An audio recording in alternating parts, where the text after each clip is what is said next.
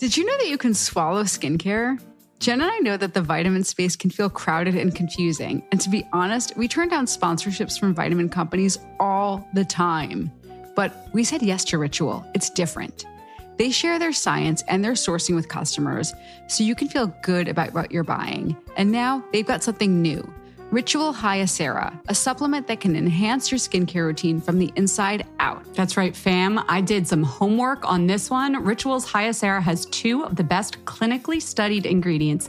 Ceratique, a phytoceramide-rich plant oil that helps to minimize the appearance of wrinkles, and Hyabest, a form of hyaluronic acid that helps to hydrate the skin from the inside out. Listen, I usually have issues with hyaluronic acid. I have talked about them on the podcast. Topical products with hyaluronic acid don't always work on me, but I have dry skin, so I want that extra hydration. And I've been taking the Hyacera supplement, and I am impressed. First of all, it's the coolest looking capsule I've ever seen and doesn't give you the vitamin burps. I know you know what I'm talking about. You just swallow it and there's like a vague vanilla experience, I'll call it, when you swallow it, but it's really nice and easy going down. And I also love the company's Made Traceable program, which lets you review their science and their sourcing info, which I did, obviously. Plus, Ritual supplements are vegan, gluten-free, soy-free, and they don't contain artificial colors. Aging like fine wine, addressing fine lines, and making your skincare a little simpler every day. Hyacera from Ritual is a skin supplement you can actually trust. Ritual is offering our listeners 30% off during your first month. Visit ritual.com/mascara to start Ritual or add Hyacera to your lineup today.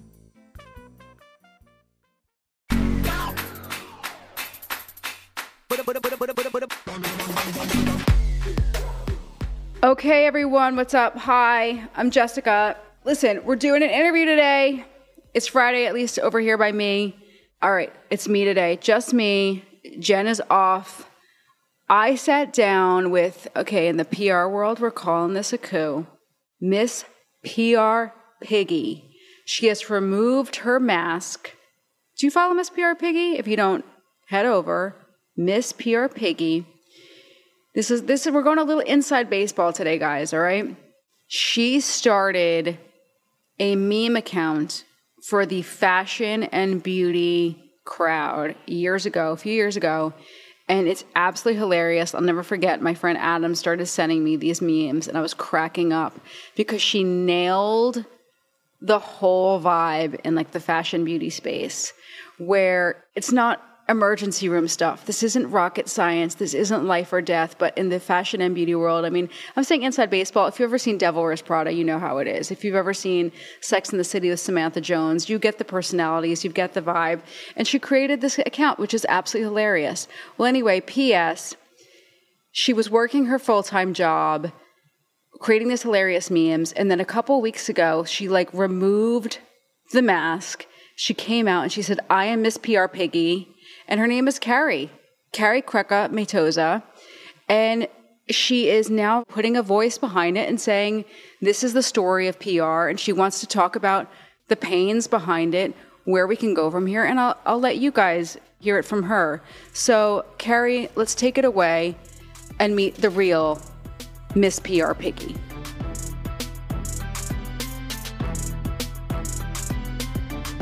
Carrie, this is your first interview, not as Miss PR Piggy.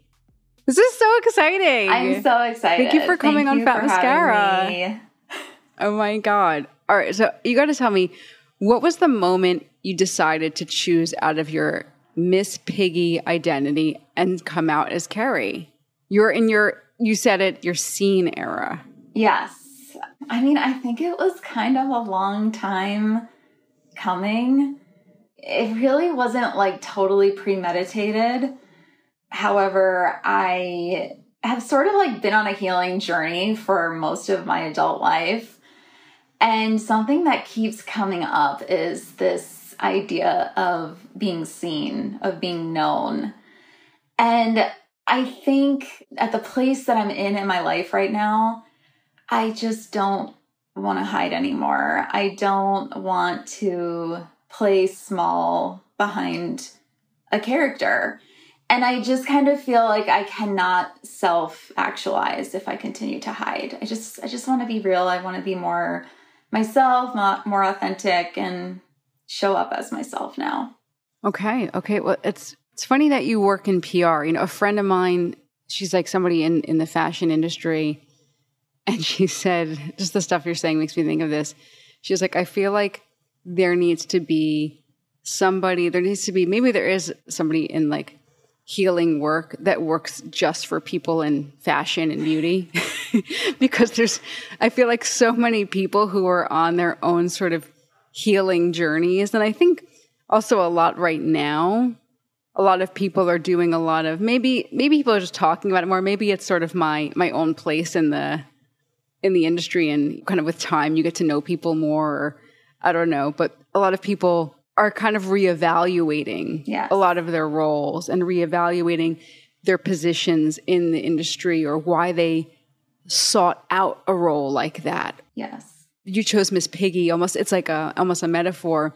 You chose this kind of very caricature, indulgent kind of funny person, but she says a lot of funny things, and you're like, I'm going to come out behind her. Maybe I'm making it too deep. No, you know what I'm saying? It's like, you're like, I'm going to push her away. Oh, yeah. And you've been representing other people. Oh, yeah. And you're like, no, look at me. Right. I totally know what you're saying. And I think that point about people in fashion, beauty, these kinds of industries who are really like kind of seeking something a little deeper is like so real. We just work in a very busy environment. And I think it's almost natural to have these moments where we stop and think about what we're really doing. Yeah. Well, I want to get back to that in a bit, because I feel like we're starting to like chip away at something very big, but I want to get back to your scene moment. So when you came out behind the Miss Piggy PR meme, yes, which for anyone who hasn't seen it, go check it out. I keep on calling it the Miss Piggy PR. It's I'm part dyslexic. I know it. Miss PR Piggy. Yes, Miss PR Piggy. I know. She's like, every time I say Miss Piggy PR, I know that you're like, stop it. It's totally okay. Because I keep on making that mistake. You're like, please stop it. So what was the response? Because you had a lot of followers before you came out behind her. Yeah, I mean, the response was so positive. The response was incredible. I think it was really fun for a lot of my followers who have been following along on my account since the beginning to know who this person was behind these memes. It's been fun. Like, I've been hearing from old clients and colleagues, and they like can't believe that it's me. So it's kind of fun to sort of have them know this other side of me in a way. Were they surprised? Lots of people were surprised. I got lots of text message and they were like, oh my God, I cannot believe this is you. I'm dying. So you told me when I talked to you a couple of weeks ago, you were like, I'm at this like emotional crossroads. So what does that mean?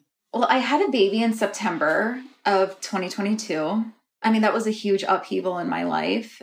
And then I also just quit my job 2 months ago. So was that around the time of when you came out from behind Piggy? Yeah, I did. I came out and revealed who I was after I had left this job.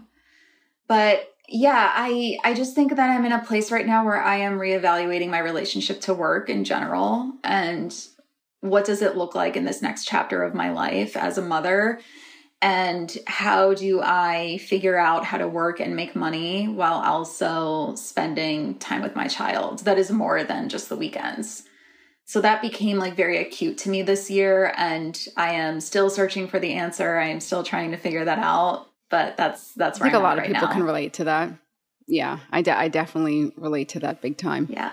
Let's kind of like backpedal a little bit though. So you don't have to say where you were, but you were at a PR agency. My last role was an in-house role, actually. I do have experience with agencies in-house and freelance, but my last position was an in-house PR role. Okay. Now, a lot of people, when they think of PR, they don't necessarily it feels like this very kind of nebulous thing because it's not a product. It's not like you go, okay, I work in cars or, I work in well, I guess a lot of industries are nebulous, but you know what I'm saying? It's like PR feels very just glamorous. They might think of like Samantha Jones from Sex and the City. When you think of PR, how true is the life to that kind of glamorous archetype? Oh my God, I don't think it's glamorous. What is it? I guess I should catch myself because it is. I've worked in fashion my whole career pretty much, in jewelry and menswear and these industries, fashion, beauty. There is a touch of glamour, of course, but it is such a small fraction. When I think of PR and the type of PR I've done, at least, it's a very behind the scenes role. It is, you're in a very like deferring kind of role oftentimes, which I don't think people realize. I think PR people can often be characterized as like loud and boisterous, and I just don't really relate to that stereotype at all. I think that it's a behind the scenes role, and if I could compare it to something to maybe illustrate it for the listeners, I feel like PR people are like the mom. They do all the invisible work. And editors are like the dad. They do one tiny thing and everyone is like, oh my God, you're amazing. Like there's this kind of...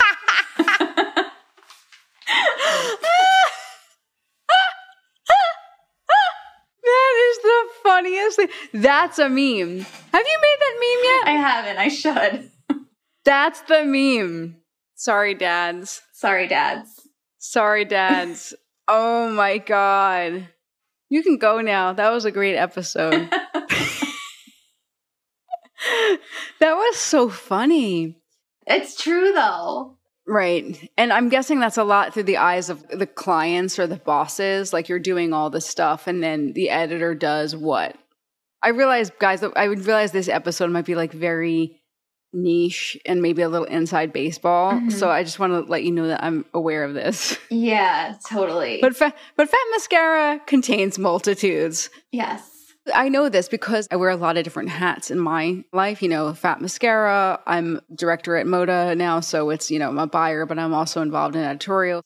When I think about publicists, I feel like sometimes they're like wrangling kids when I would go to events and everybody's got to sit down. And then it's like they've got to get the CEO to like talk to like this person from the Wall Street Journal. Yes. And then they've got to make sure that they meet Vogue. Yes. And they've got to make sure that somebody's car came on time.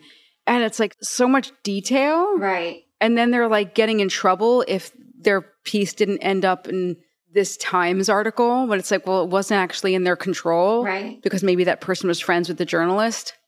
Absolutely. Yeah, it's so true. They were too busy making sure that the car picked somebody up in Brooklyn. Yes. It is a very detail-oriented role, 100%. But it's also very strategic. Sorry, it's not making it sound like very granular. It's also like deeply, deeply strategic. It is very strategic. Oh, by the way, I didn't mention digital and like influencers now. So yeah. Sorry, now I'm just going on like a rant. No, it's okay. But yeah, I guess that's like kind of bringing me to like my next question. PR is now at this really funny place. I feel like you created this account at this very specific time. So I'll stop talking for a second. Like, why did you create this account at this moment? You had a baby at the time and it was like post-pandemic, but like PR is at a funny place. Yeah, it is. Absolutely. I mean, I started the account in 2019, but I will say that this is a long time coming. I have been musing on the internet, if you will, in a hidden capacity for so long, so many years. I've always been a very observant person. I've always been a writer. And to go back to musing on the internet in a hidden capacity, like for an example, I was tweeting on behalf of my company at my first job ever. And this is when Twitter first started. This was like, Twitter was brand new. My tweets were in Women's Wear Daily. It wasn't like I was some unknown thing. Like it actually had a little bit of traction. And I was like making memes and jokes when Finstas were a thing a few years ago. And my friends thought they were hilarious. And then the meme account just sort of emerged from there pretty naturally. But I think when I started the account in 2019, there was this overwhelming sense of excess in our industry, just like tons of press days, tons of fashion shows, tons of events that everyone was expected to be at, and PR people had the ultimate pressure of getting editors to a certain place at a certain time when those editors were also meant to be in 100 other places at that exact same time.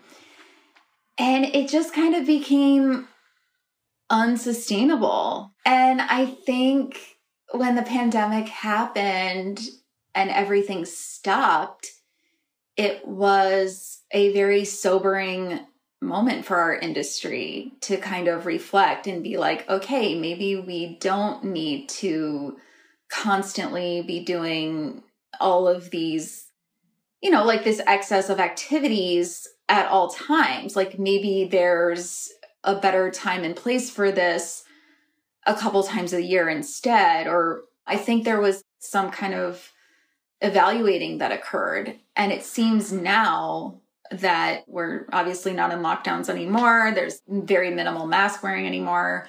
We're in this post-pandemic kind of place. It's like we're mounding back to where we were. And it's like, why are we doing that? Yeah, there was a lot of talk about creative spirit and taking time for like reflection. And I don't think you can expect people to sort of like sit home and do soul searching all day long. But there was a real reevaluation about how people were spending their time. And just, you know, I remember thinking about how many emails I was getting and how many events and just like, what were you spending your time on? And I think it's really rebounded almost to exactly where it was. Right. Also with mailings, with products, we talk about that a lot in Fat Mascara. And I don't want to just sort of have every episode like, oh, they're talking about the mailings again. But yeah, I think that's part of what you're talking about. Yes, for sure. So I think that's a lot of what your account kind of talks about, just this sort of cycle that no one seems to know how to break. I don't think you're pointing fingers. Your account doesn't point fingers. I think it's just sort of satirical about the nature of it.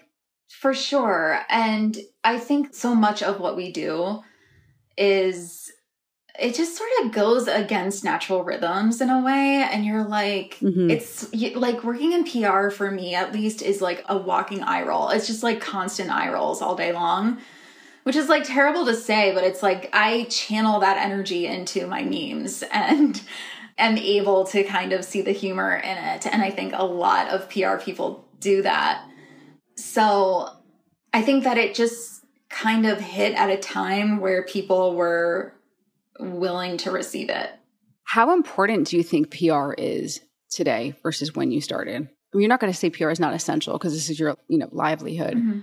But how has like the importance of PR changed rather? I mean, I think it's super important. I think what needs to happen is a little bit of an unlearning of what PR people do in a way. Yes, your PR person and your PR team is going to secure media placements for your brand, but that is not all they do. They are really like your guide, and they are also up against the most critical audience when it comes to branding activities or communication. So I think PR people should be trusted in terms, a little bit more in terms of any type of communication. Anything your brand does nowadays, because brands have their own ecosystems online, of course, that is communication, and PR people have a little bit more understanding and talent for cutting through what is going to hit and what's not, because they're already working with a critical set of people. I'm saying editors and journalists. Not everything is the right fit for the New York Times. And if you've been working in PR for a long time, you know what story is going to work in the New York Times and what's not.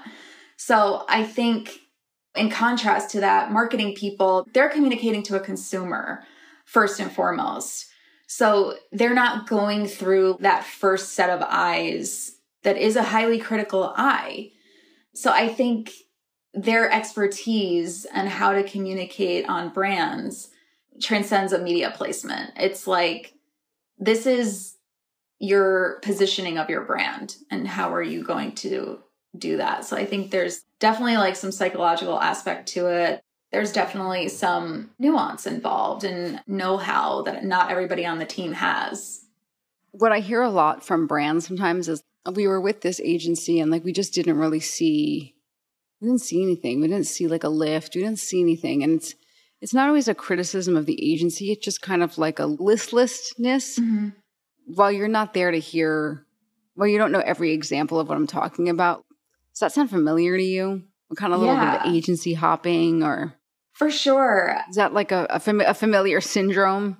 For sure. I think that, and obviously there's bad PR agencies out there. There's pesky PR people that are annoying. Like I'm not going to like defend, but I think that there is just a little bit of a misunderstanding a lot of times when it comes to PR, and hiring PR doesn't automatically mean your brand is getting placements immediately. In my view, this is kind of a slow burn of a process. This is a process that begins when you hire PR, and you need to collaborate in order for moments in the media to materialize. And I think that it's tricky when a brand, even especially if they're a smaller brand and they're spending money on a PR agency, it's a lot of money. And so there's an urgency to see results very quickly. And it's sort of opposite to the process. The process is much more of a uncovering and like massaging and sort of slower process that requires a lot of patience. So I think that there are just ways that brands, PRs, editors can all coexist in an improved way, in my opinion. I think if we really understood what everyone's challenges were and sort of like unlearned a lot of the notions that we have about what everyone does and how they should be, would help everyone work a bit better together. What's one of like the biggest changes you've seen since you started working in PR? The big win was like getting something in Vogue magazine, you know, like in print, I'm saying. Yeah. So it has changed a lot since then. I mean, I don't want to sound like a grandma and be like, oh, social media and digital has changed everything, but it really has. Yeah. I just think that there are so many different ways to communicate about your brand. Influence comes in so many different forms now. And it's just a much bigger media landscape, first of all. At the same time, the teams are dwindling. Like they're much smaller. So then there's more pressure on editors, for example, to kind of come up with revenue streams for advertising dollars that are no longer there, which is like kind of insane if you think about it. There's definitely a lot more pay for play nowadays, you know, whether that is sponsored content or affiliates, etc. There's a lot more pay for play, and that really does influence a media placement, of course.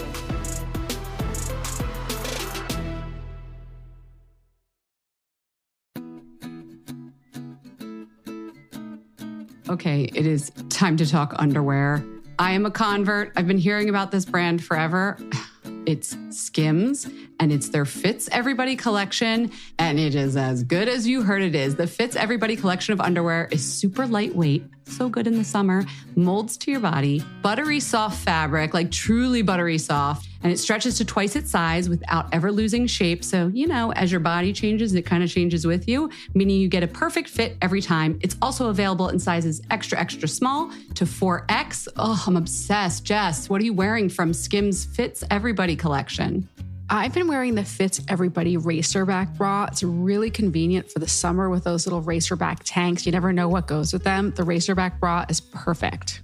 Oh, yes, without any of the flabby bits hanging out of the tank top armhole. No, it just sucks me in. It's so good. I have been turned on to the thong. So many stylists have recommended this thong to me, like fashion stylists that I'm friends with. And I was like, it can't be that good. It can't be that good. Let me tell you, the Fits Everybody thong is that good. It's so super soft and comfortable. And I know you don't think a thong can be comfortable, but I'm telling you, believe the hype, it can be. Guys, Skims has over 100,000 five-star reviews for a reason. The Fits Everybody collection and more perfect fit essentials are available now at skims.com, SKIMS.com. Plus, you get free shipping on orders over $75. And when you place your order, they're going to ask you, there's a little prompt, how did you hear about Skims?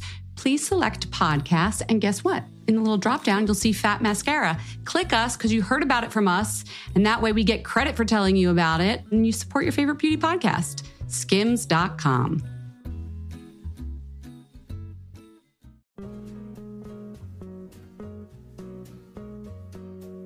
Okay, you've heard us talk about Hemp's here at Fat Mascara. We love their body lotions. Well, guess what? All your favorite scents of Hemp's now come in scrubs and body washes. They're all plant-based, vegan, and cruelty-free. And yes, there's a fragrance-free option for those of you who want that. But I am loving the scrub right now. I am, first of all, not gloopy doopy. You know how we hate a gloopy scrub. Hate it.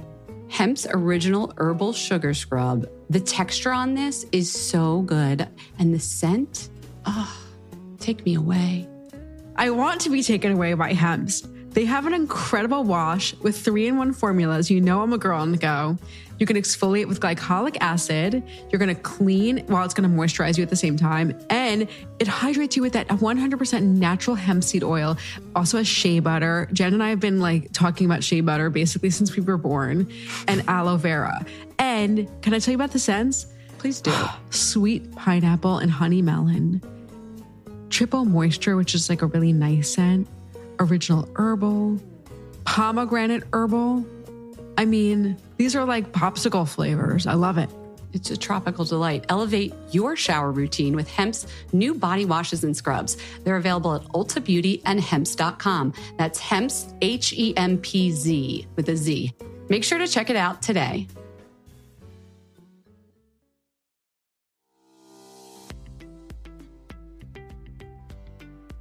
We have a new obsession here at Fat Mascara. It is Quince. It's our new go-to fashion shopping site. You know how we like to not lean into the fast fashion of it all. I like quality. I like a little luxury. I also don't like spending a lot. That's what Quince is all about. Instead of flimsy fast fashion hauls, you can spend your money on high quality stuff that will be timeless and will look beautiful for years to come. Oh my God, I got something called a 100% European linen button front dress.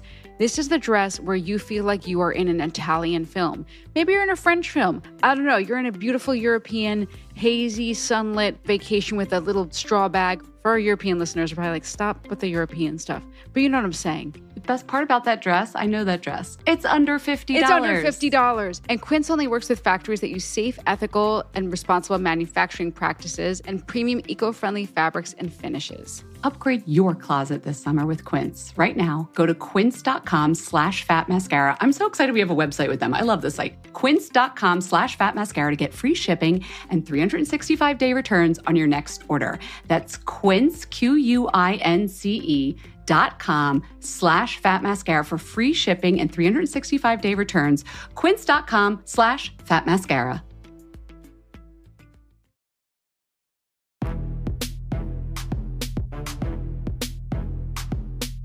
You mentioned like there's fewer editors now. Do you think there are fewer publicists? I think there are so many publicists and a lot less editors. Like I think there are, I don't know what the ratio is, but it must be crazy. No, I don't know either. It's gotta be like 20 PR people for an editor, maybe more.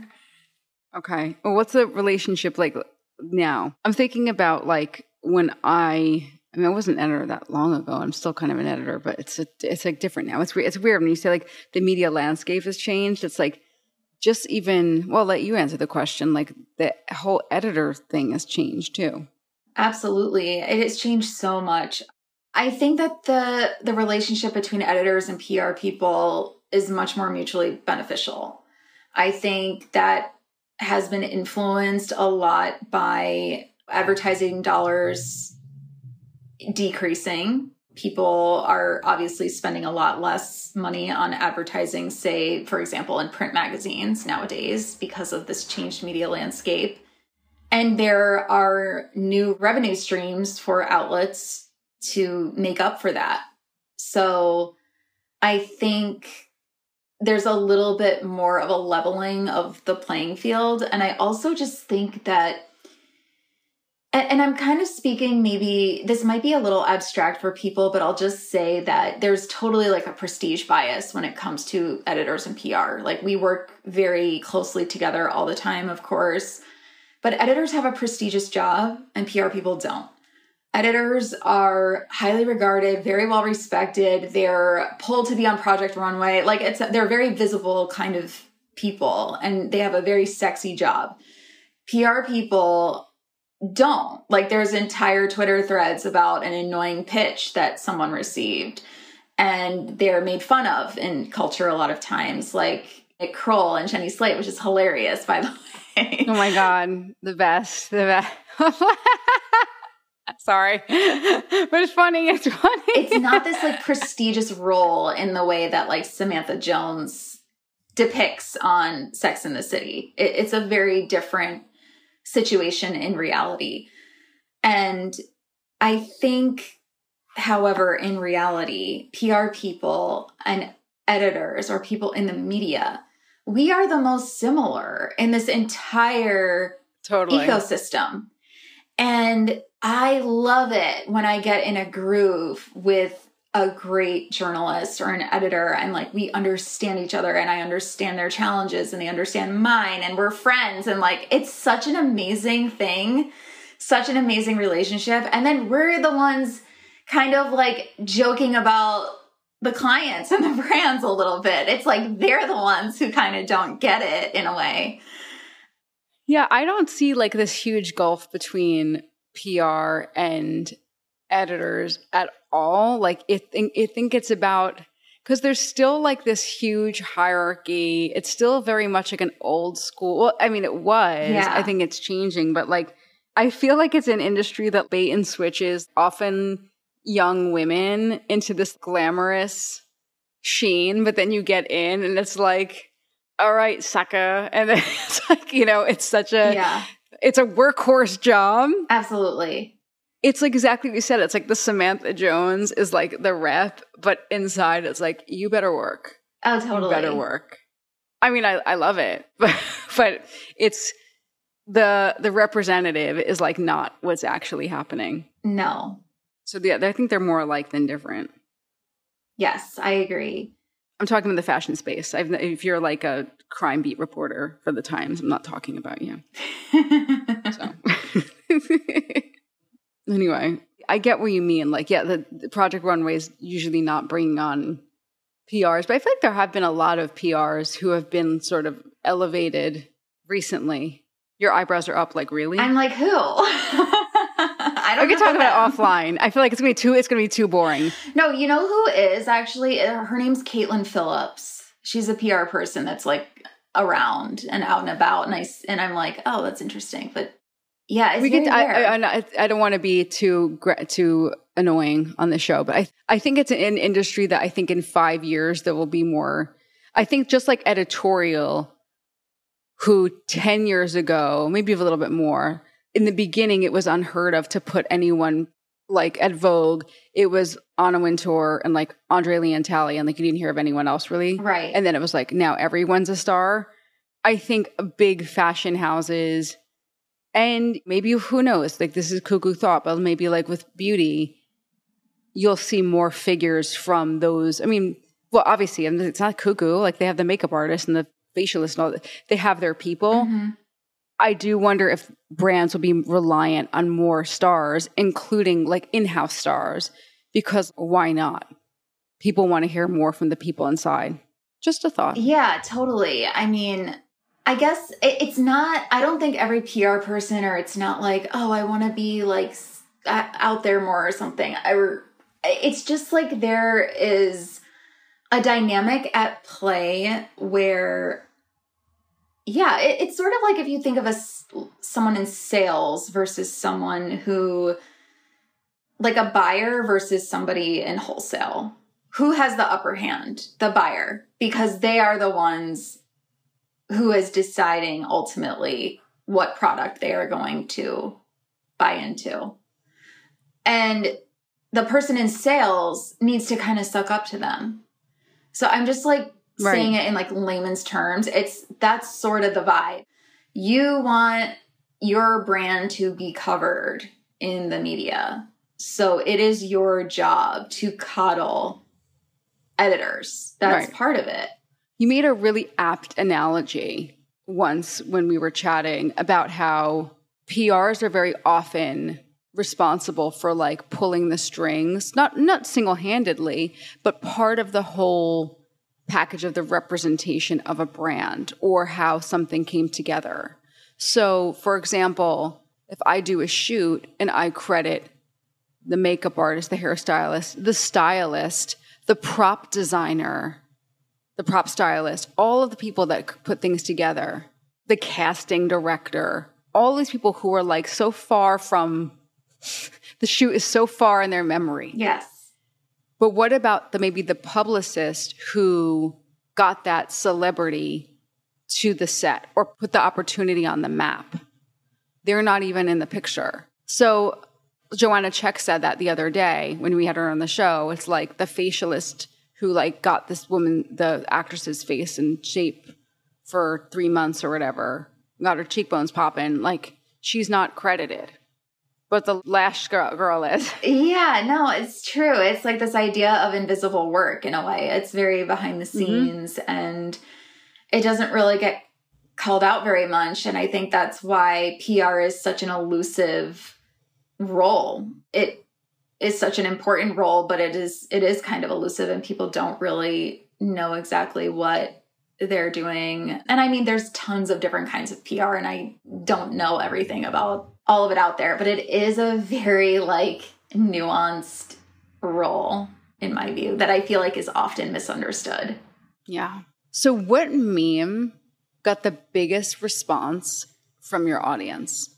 It was a meme that I made a couple of years ago. And this is so embarrassing, but I actually cried making it, which is like insane to me. And it wasn't even the meme itself, just like the process of making it. Oh, I was like, were you upset? Were you like was something upsetting happening that drove you to tears? Yes, and I can't remember what it was. It was like something happened that triggered me emotionally, and then I channeled that into making this meme. Okay. And it was a carousel of several different slides. And I never really do a carousel of memes ever, like a series. This is honestly the only one I've ever done. Do they not perform or something? We want some tips. Do carousels not perform in the meme world? No, they do. I mean, this was my best one. I think it's just the content matters the most. Okay. So what's the meme? Yeah. So the meme is about, it's Miss Piggy who represents the PR person. Kermit represents the editor. And Miss Piggy it's a mugshot of her. And she's like in orange. It's a mugshot. And Miss Piggy stays the same throughout the carousel, throughout the series. And Kermit is in these kind of like relaxed positions. He's doing a yoga pose. He is doing all this like kind of, relaxing things or things that are being rewarded. There's one where he's sort of like this religious figure. And it's a comparison, like when a PR person does something versus when an editor does something. When a PR person or when an editor is late to something, they are like chilling. When a PR person is late to something, they are chastised. When an editor, it's like that kind of progression. Yep. So that was my most liked meme and it got the most engagement and there were like people coming out of the woodwork commenting on it and it was pretty funny. Oh my God. What's the worst bad behavior you've seen an editor get away with? No names. So I used to be an in-house PR person at a luxury fashion house and I remember jumping through hoops to get someone on the edit side a sample for a shoot they had, and it was like so urgent and went through all this trouble to make sure that they got this item. And then I think it was during Fashion Week. So this was like way before it was kind of okay for people on the edit side to request clothing from brands to wear during Fashion Week. That was like it was kind of frowned on at that time. So I am at some like Fashion Week event and I saw this person wearing the item instead of obviously using it for the shoot. I'm not saying it's okay, but that seems like something that doesn't surprise me. Yeah. And like nowadays, who cares? That's totally acceptable. But back then it was like not a thing yet. Oh my God. We should have a B-side episode with you where you tell us the real deal.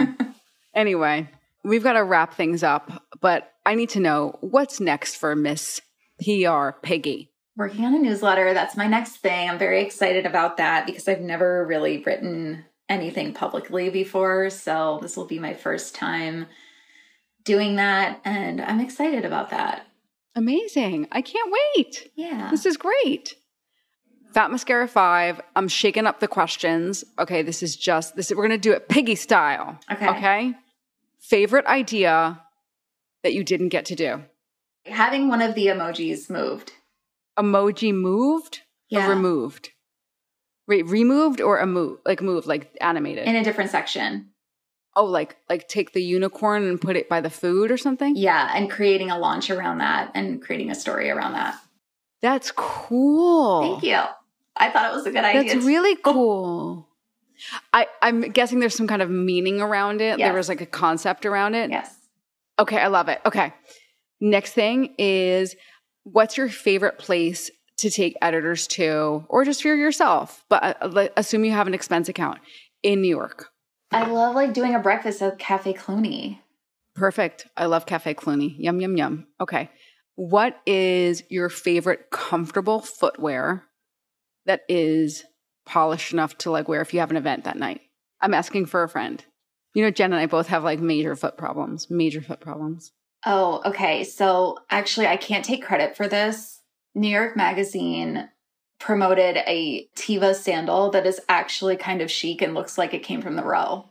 Oh, cool. Okay, Yeah. I'll look it up.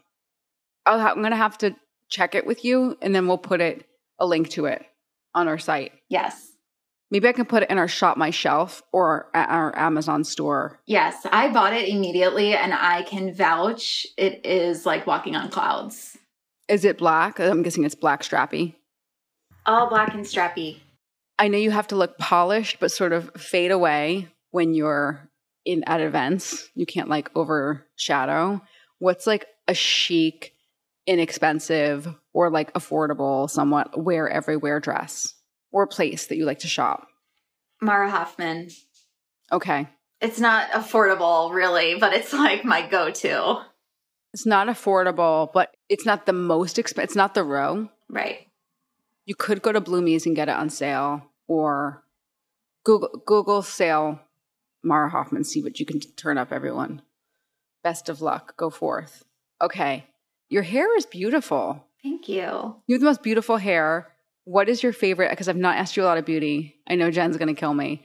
What is your favorite hair product? It's absolutely beautiful. She has beautiful, like white blonde hair. Oh, thank you. I really like May 11 hair oil. May 11? Yeah. Where do you buy it? Someone used it on me at a salon, and I purchased it online. That's the brand, May 11. Okay, it's really nice. And what I'm going to do a bonus one. Fragrance. Gypsy Cowboy. Gypsy Cowboy. By who? St. Rose. Oh! You know St. Rose comes up all the time? Really? Yeah, we love their candles, but we haven't spoken about their fine fragrance yet. Gypsy Cowboy. It's great. I wore it on my wedding, and so I don't wear it all the time because I want it to remind me of my wedding, but it's amazing. Yeah, I get it. Awesome. I think I actually have a sample of it in my closet right now. I'm going to go and check it out. That's so cool. Nice. Oh my gosh, Carrie, thank you so much for coming on Fat Mascara and giving us a little peek into your PR life. Oh, thank you so much for having me. Hopefully inspiring to some people who want to go into PR, or enlightening. They can reach out to you, I'm sure, if they have any questions. Oh, yes. You can just DM me. Okay, DM Carrie. Awesome. All right, guys. Thank you so much for joining us. Bye, Carrie. Bye. We hope you enjoyed the show. It's your reviews and feedback that help us make the podcast even better. Head over to iTunes to rate and review us, or email your thoughts to info@fatmascara.com. We also want to answer your beauty questions and hear what products you love. To share a Razor One product review or to ask a beauty question, email us at info@fatmascara. If you send it as a voice memo file, we can even share your voice on the podcast. You can also do that by leaving us a voice message. Our phone number in the United States is 646-481-8182. Thanks so much for listening.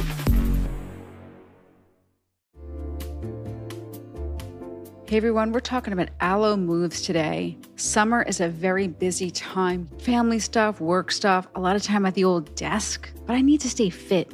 And Aloe Moves is pushing me to my wellness goals. I can get little bite-sized workouts in 10 minutes, 15 minutes, 20 minutes if I'm feeling really like pushing it. 20 minutes, let's be honest, we've been doing a lot of the 10-minute ones. But there's variety on Aloe Moves, so we're covered. It's a streaming on-demand wellness platform that features yoga practices, fitness routines, meditation sessions, so much more from one of our favorite brands, Aloe Yoga. This summer, I have been doing my new favorite. I don't know if you discovered this one yet, Jess, is JC Cunningham's Stretch Your Feet. 10 minutes, just 10 minutes. All you need is a little strap and you can get that like arch stretched out. I love that this is a no judgment platform. Jess, I agree. Exactly. This summer, make time for your wellness goals with Aloe Moves. For a limited time, Aloe Moves is offering our listeners 30 days free plus 20% off an annual membership. This is like the best code and deal we have. You can only get it by going to aloemoves.com and using code MASCARA20. That's MASCARA20 in all caps. You're going to go to aloemoves.com, A-L-O moves.com, and then put in the code MASCARA20. You'll get a free 30-day trial plus 20% off an annual membership. That's aloemoves.com, code MASCARA20 in all caps.